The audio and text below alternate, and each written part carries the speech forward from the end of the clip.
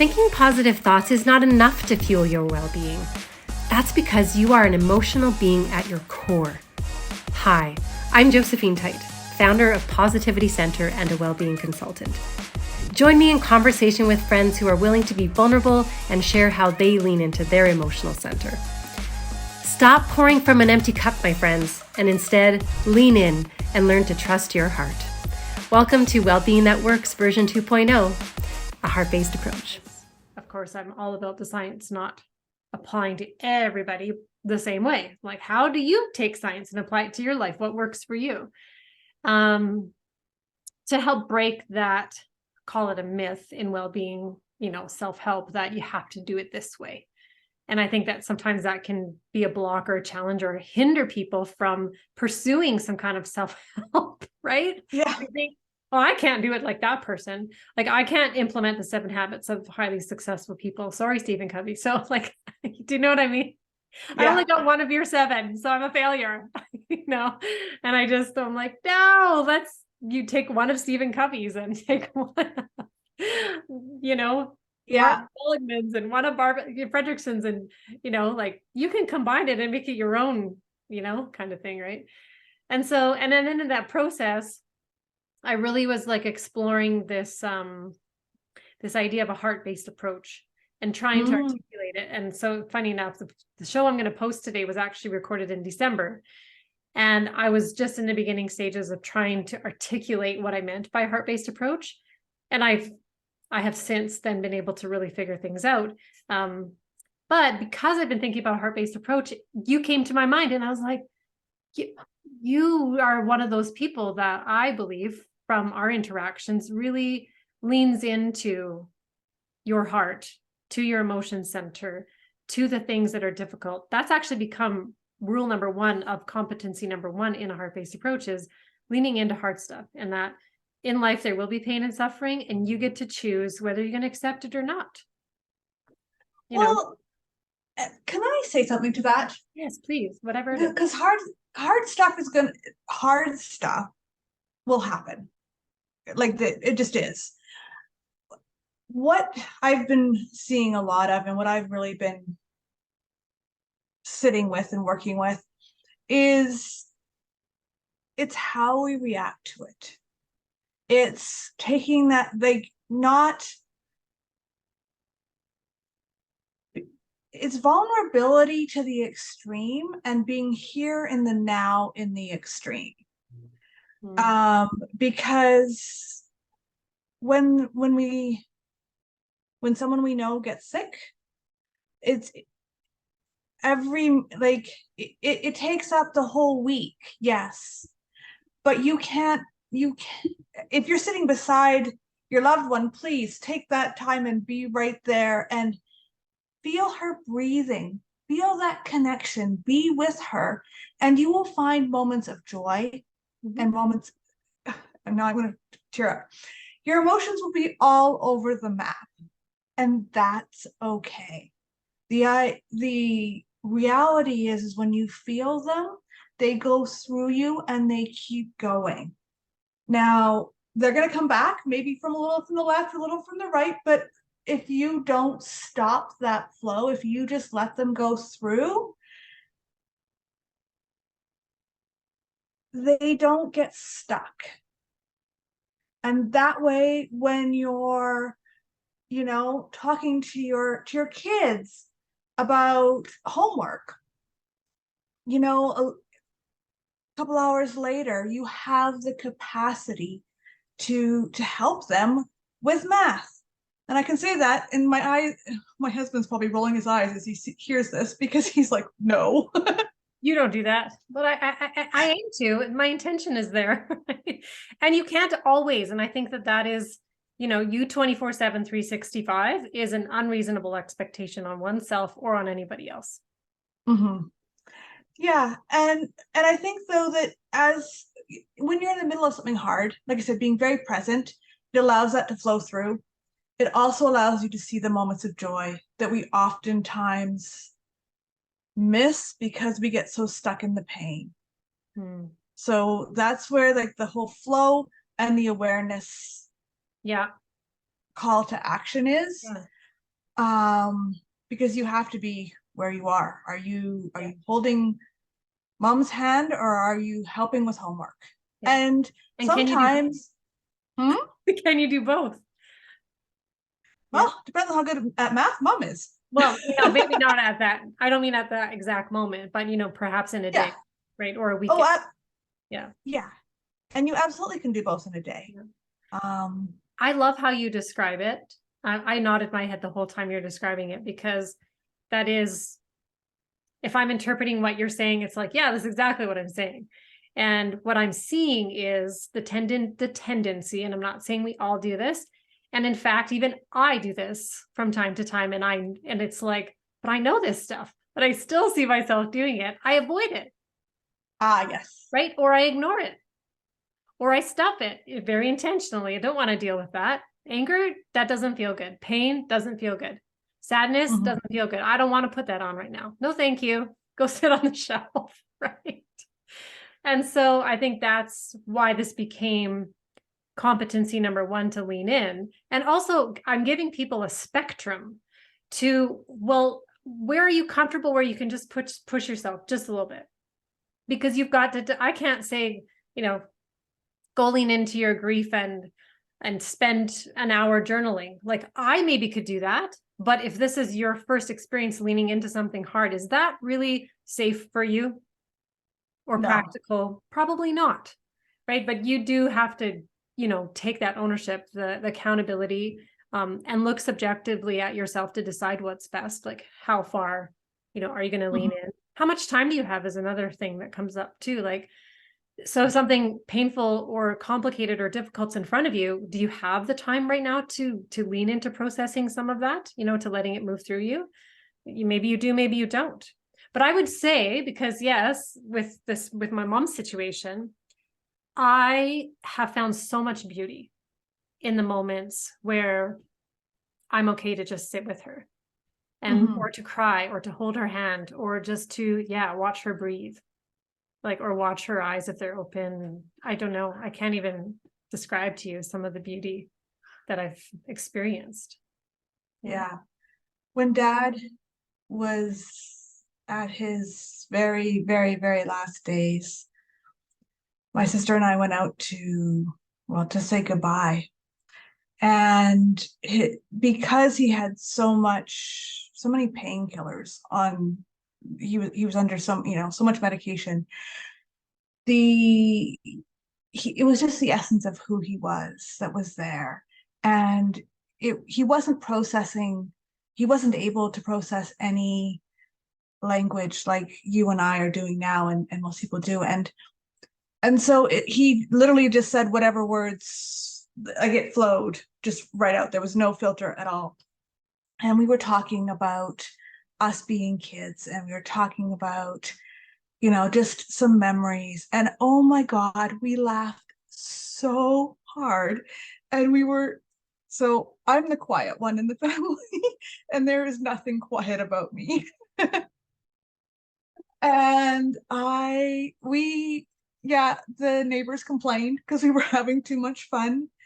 And this, like, there was a stack of Kleenexes because we were laughing and crying, and it was beautiful. And I wouldn't trade those hours for anything. It still stirs up emotion in you. Yeah. Oh, absolutely. Yeah. Yeah. I can't see you at all. I could just hear it in your voice.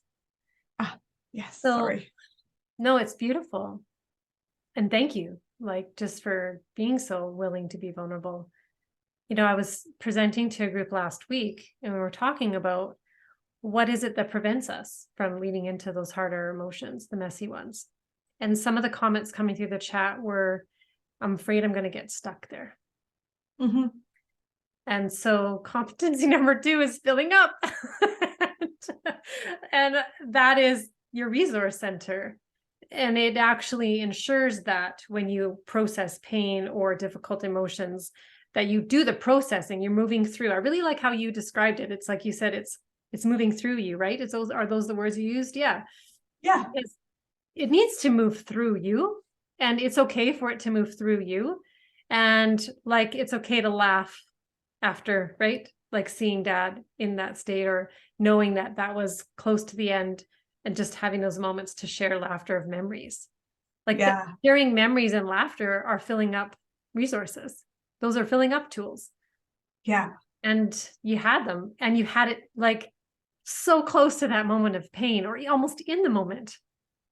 Well, and in the moment we were laughing and we were crying, and the only way to really do both authentically is to feel all those emotions.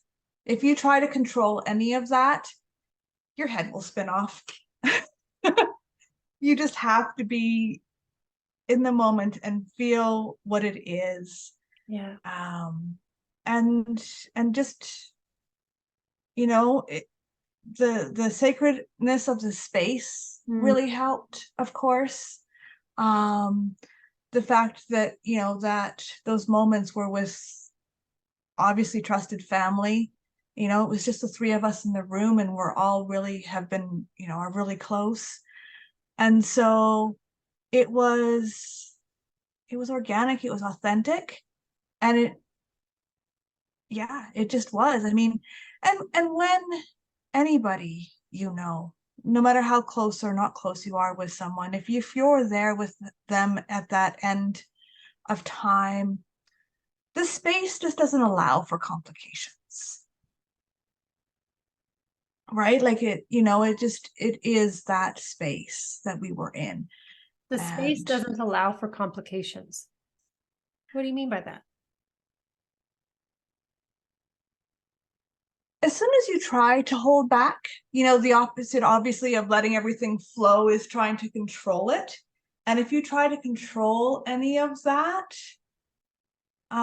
you will get a physical reaction. You will get, you know, you might vomit, you might get sick in other ways. Like you're because the levels of pain and sorrow and joy are so acute.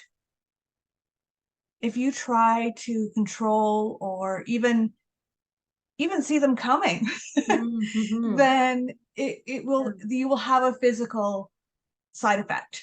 Yeah. Whereas, and even like, you know, when you are feeling that pain, you're crying, the depth of those moments, it is a full experience.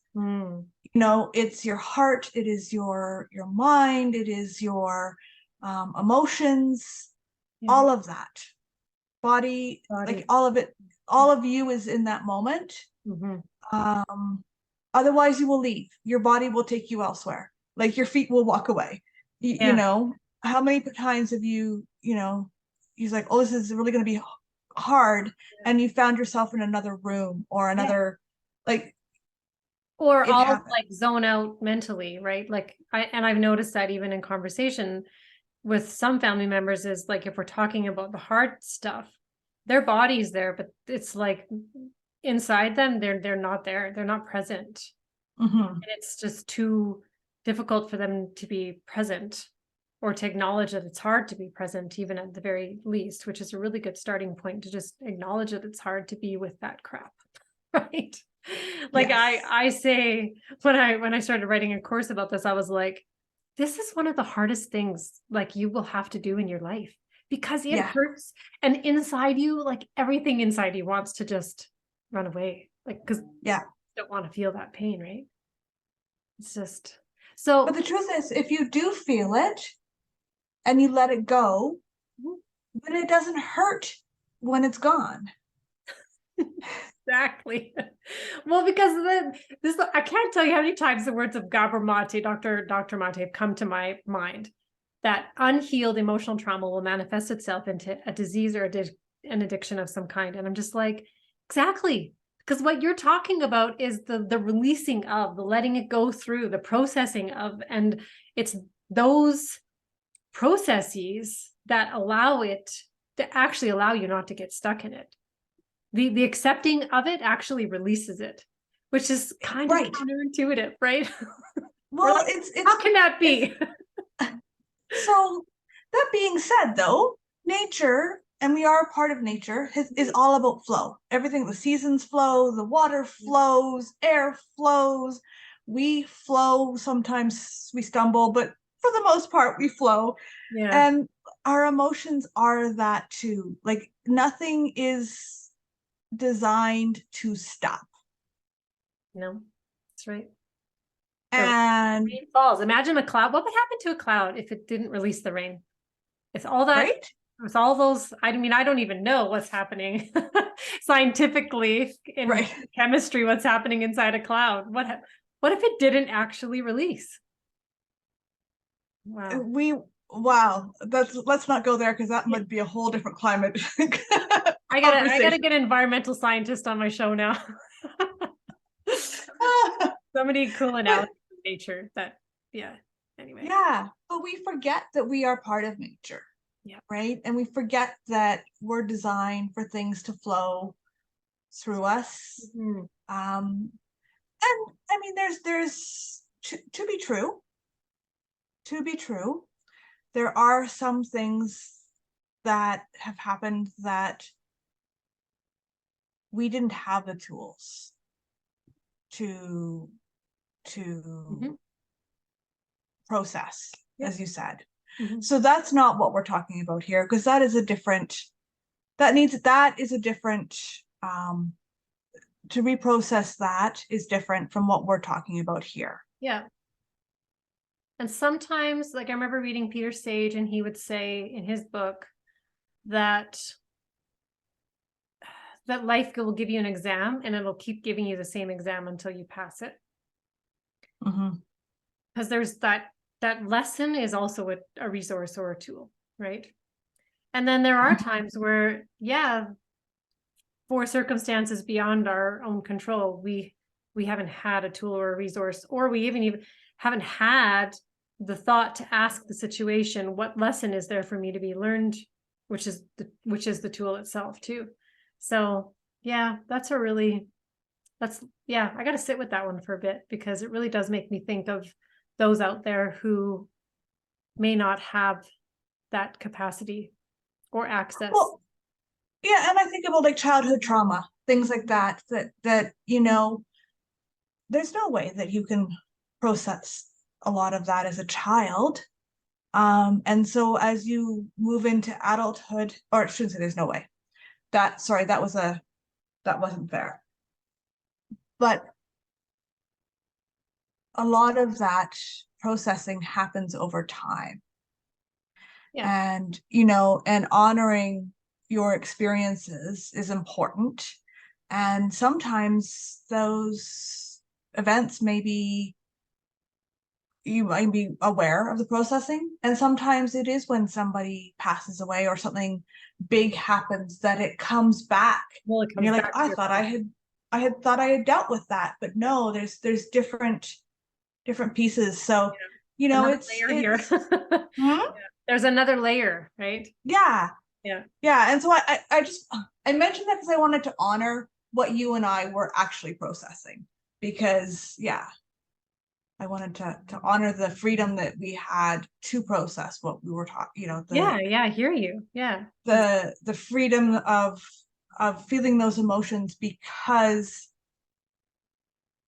of the work that has happened, because of the processing we've done. And so not everybody is going to be easily there, and honoring wherever you are in that progress of the processing. That's exactly why I needed there to be a spectrum, like a place where people had their own autonomy to choose their leaning in, what that looked like for them. Like that's probably my biggest learning in, like, let's say the last 4 months is like, okay, so my level of comfortability with leaning in is probably, like, I can have this deep conversation with you. We are aligned. And I can talk about topics like death, for example, that many people would want to never talk about. And I can talk about them with ease, with grace. I find talking about it, I feel lighter, not heavier, like, because I've just gotten to that point. And that's been 8 years, 9 years of work. So Mhm. that was my biggest, the kind of aha is like, okay, partnering with somebody, it's like, but I get you. And I know that you feel uncomfortable. So you kind of need somebody that feels comfortable. If you don't have that, it's like, it's kind of like for me right now, not having my counselor to talk to, she was away. I was like, oh my gosh, thank goodness, like today was my session, Yeah. Not when you're going into an unknown with somebody who is more comfortable or has more certainty in that space, it gives you, a little bit extra crawling room for your fear, basically. That's kind of how I see it. And so now I'm kind of Exactly. giving myself as like, yeah, I'm a lighthouse, but I'm not just going to stay up on my lighthouse and never like show you how to find the light when you're at sea. So I can get Yeah. on a ship with you, and I feel like I'm kind of tandem going, depending on what that person needs, able to You're see them. you're a Lighthouse app. Now it's on your phone and you can take you can go to Ah, oh my goodness, right? So yeah, and like this was really important. This is really important work for me to identify and communicate, because it's the backbone of the care society that I want to build. Yes. If I can't articulate and teach somebody in their own way and in their own time how to live in alignment with, I mean, they have to agree that this is something that they're interested in, that they want to pursue and they believe in, obviously.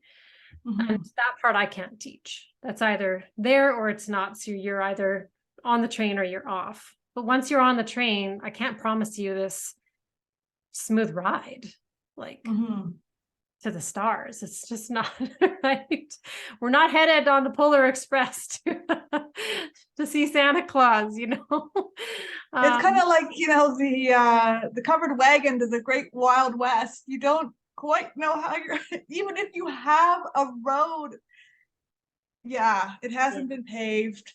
yeah, There's no guarantees it won't have been washed out, no. But you I do know know. that there's gas stations along the way, and we'll find it. And that's how I look at these competencies are like, filling up for gas so that you can keep going on your journey. Fair, And fair. it's a journey. It's like, and I feel like leaning in, filling up, like that's only competency 1 and 2, but they happen Mhm. all day long, all the time in Mhm. seasons. And sometimes the leaning in are more difficult and way more dark than other times. Sometimes they last longer, sometimes they're really quick. So there isn't like this, oh, this is where we're going. This is life.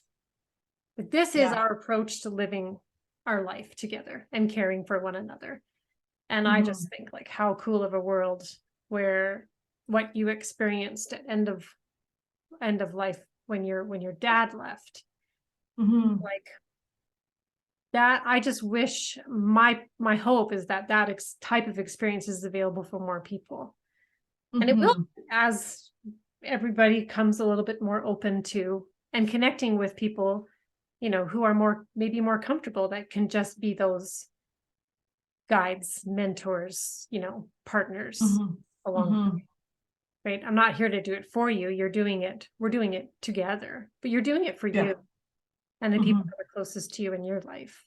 So yeah, As a companion versus as a substitute for.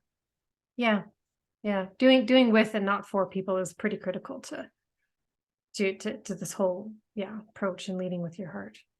And so, Hmm. and being in between and like talking about like leaning into the heart and filling up with having the right tools and resources, available to you and knowing them. Um, how is that helpful for you right now? Because, we talked about an experience that we both kind of sharing, and you've lived through it, and I'm, I don't know, we'll see what's going to happen the next little bit. My mom wants to live right now, so this is great. She's just wanting to fight, which is great because like that will take you so far, right? Mhm. Mhm. And then we're also like there's life and death and in between. And then there's like, hunting for a job and haven't found a job yet, and there's like then in between in that too. So like, Yeah. how is this sort of analogy helpful for you in life and business?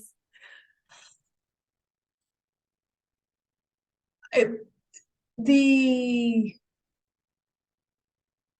idea that comes up is order, disorder, reorder.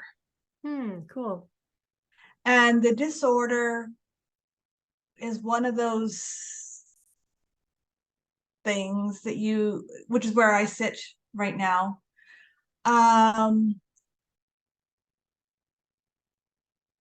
To speed through it would not give it the space and creativity to come out the other end in the best way. And you mentioned a book earlier about, you keep getting that lesson until you learn it.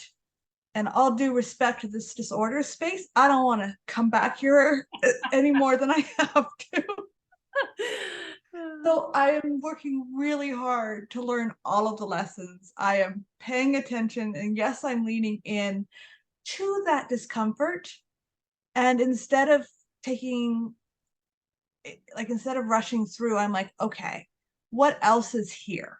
I'm looking around saying, how can I be creative? How can I learn from this so that I don't have to come back again in 6 months? I don't want this to be a cycle or a circle. Sorry, it is a cycle in life. You're like, got a good thing going, something comes and messes it up in the disorder, or changes it. No, not messes it up, changes it. Yeah. And then you get reordered into your new life. Yeah. Our new normal. And again, doing my best to learn those lessons and be creative in what I can do to find the best possible outcome. Yeah. And patience, which I at 47 have not learned yet. I talked to my mom and she's not convinced she's got it either. So I don't know. I think in this one, I might have to come around a couple times. That's an exam you're studying for. I love that, because life is an exam. And when it's exam time, you really get to choose how much time you're going to spend studying, and you get to choose how present you're going to be during that exam time to answer the questions thoughtfully and thoroughly, right? To ensure you're passing it this time. It sounds like to me that you're putting a lot of time and heart into passing this exam that is before you. Yeah. So before we end, can you just do me a favor and tell our listeners a little bit about you and how they might connect with you and that kind of thing? Absolutely. The best place to find me is on LinkedIn, and I'm on Instagram, not as often, but I do read a lot on Instagram. So if you have an interesting, I'd love to see your interesting information on Instagram, and I do post there from time to time as well. For me, what do? I am a financial specialist. I do great plans for families that are financially sustainable, that are well thought out and well researched, and I co-create them with my clients. I am not an expert at living their lives, and I believe that finances are 50%, are 95% values and 5% math. And I have help with the math, and I love to learn their values and make sure that those are reflected in the plan that we're putting together, so that they'll follow it. You mentioned with, not for. Yeah. That's precisely what I do. I have the access and 16 years of knowledge and learning that I add for that value, but I am, again, bringing their situation into a platform. Yeah, so awesome. Yeah, leaning into, that's the area where I lean in, that then I need someone who's comfortable, because I'm not. So there's all these different areas where we just need somebody who's been there and can help support us and bridge the gap, right? Yeah, exactly. And I love to do it. Like, it's fun for me to be, it's like, I've got this and this. I'm like, okay, so, this is where we want to be, and here's all the pieces that go in. It's like a puzzle for me to. Oh yeah, totally. Yeah, that's awesome. So. Well, thank you for being on the show. I just can't wait to share our episode with the world. Thank you so much. My pleasure. Have a great day. Mm.